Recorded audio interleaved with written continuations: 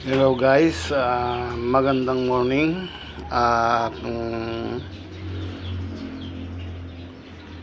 Ito po guys, ang mga nahuli ko kahapon sa Taal Lake. Sa maniwala kahit sa hindi, merong isda sa Taal Lake na ang itsura niya parang maya-maya.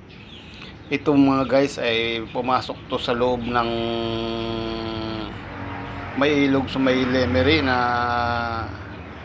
nagtatagos sa Taal Lake, at ito yung mga isdang dagat na nakapasok sa Taal Lake at sila'y dumami na ng dumami sa loob. Kulay orange ito guys.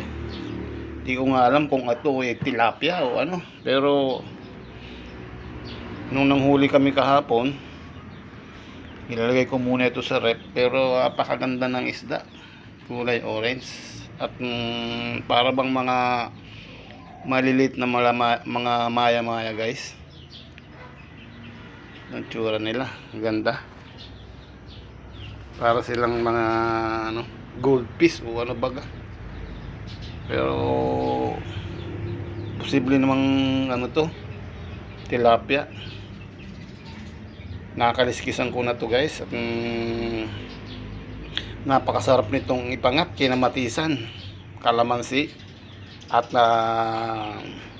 talbos ng kamuti lang guys, ay katalo na.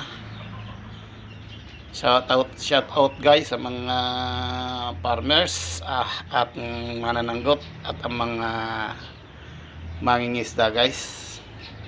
Magandang morning guys, salamat.